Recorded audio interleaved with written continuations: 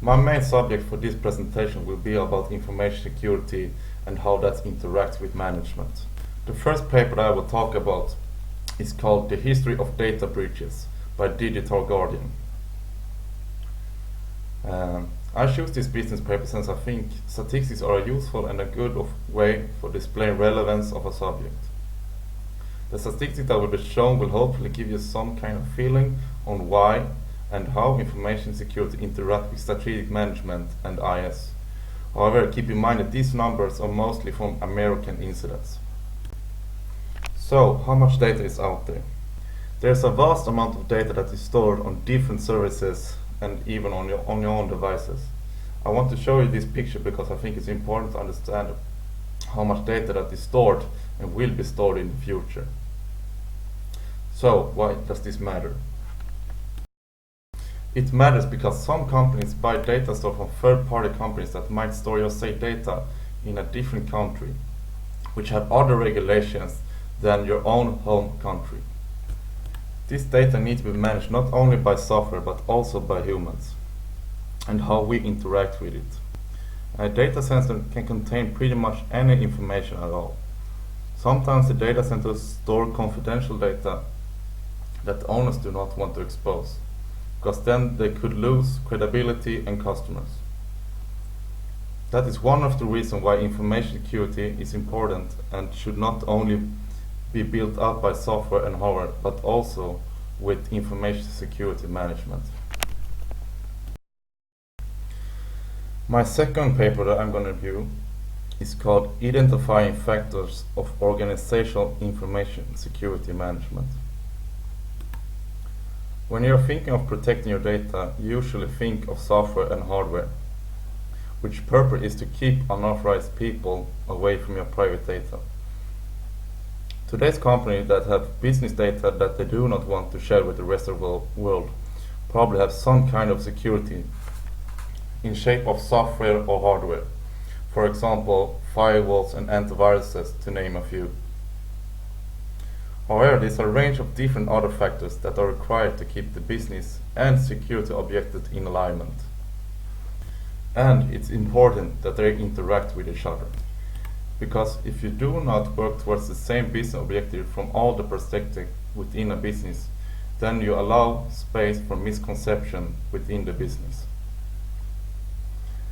The author of this article writes about how different and sometimes external factors interfere or support your business objective. They have done both a qualitative and a quantitative analysis to identify key organizational factors that are well known within the study of information system management. Why I choose this article and why I think it's important to strategic management and information system.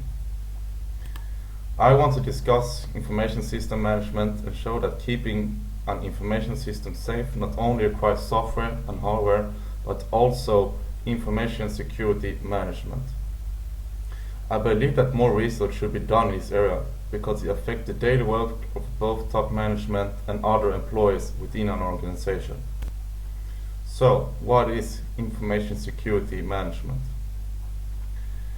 Information security management focuses more on how people interact with the daily information system from a security perspective, and perspectives that are possible are security policy, organization security, assets classification and control, personnel security, physical and environmental security, communication and operation management, access and control, system development and maintenance, business continuity management.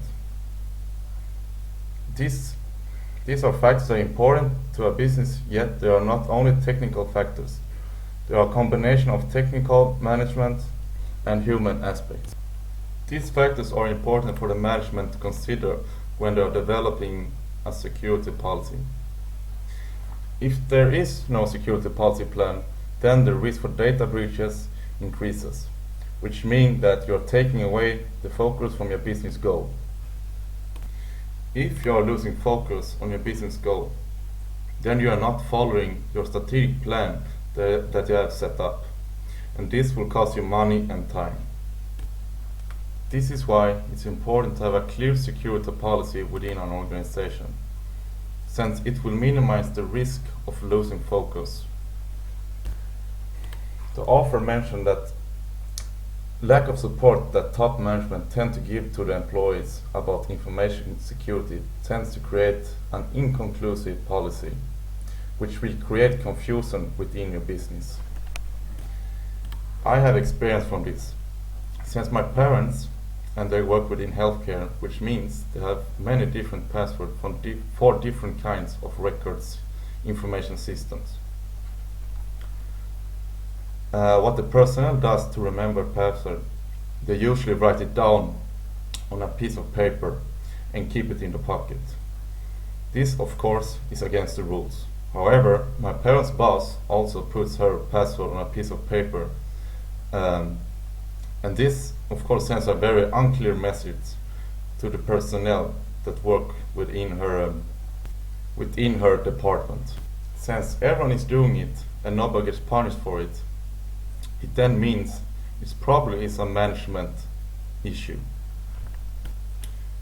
This could be fixed if there was a better understanding of information security management, and education for employees will probably be needed. My third paper that I'm going to review is called Data Breach Investigation Report. This report is by Verizon and brings up that one of the most common attacks against business are through two techniques, which are phishing and point of sale. These are social attacks and somewhat easy to perform compared to other techniques. These attacks are used to make someone within an organization to spill information about themselves. And with that information, the attackers can perform more advanced attacks, or they could sell the information to other criminals. Also, according to this report, these attacks seem to be increasing every year.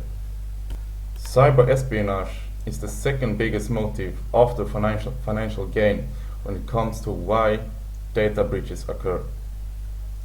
One way that cyber criminals like to gain foothold on a business is to exploit plugins in a web browser.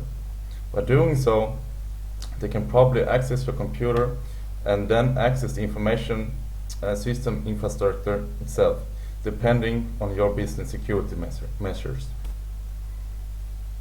So, how can you as a manager prevent this from happening? For example, you need to have a clear policy that plugins in your browser is not allowed. A clear message from you, the management, is probably sufficient enough to prevent this attack. That is why it's important to have a management that manage a business information system from a security perspective in alignment with other goals that your business have. Since these attacks are becoming more and more sophisticated, then it becomes even more important to have security policy to follow, because it will minimize the risk of a data breach. A security policy could contain, for example, how should employees react when they notice a suspicious activity. The employee also needs to understand why security is important, and this will minimize the risk for mistakes.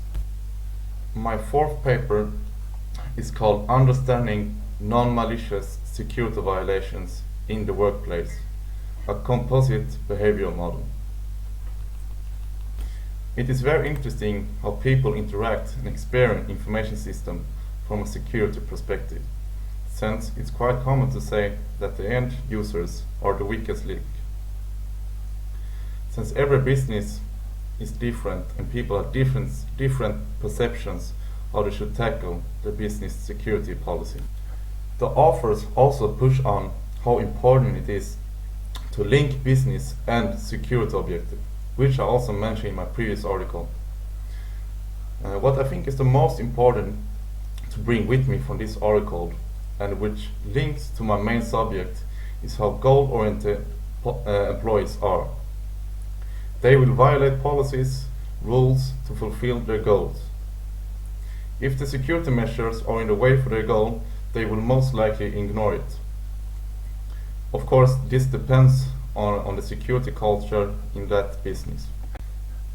This article concludes the same thing as the previous scientific paper that I talked about. And that is how important it is with training and education when it comes to information security management. If there isn't a clear security policy and employees do not understand why there are security measures, then you will have a problem. Because they will most likely violate your policy. This is why education and training is the key to get rid of this problem.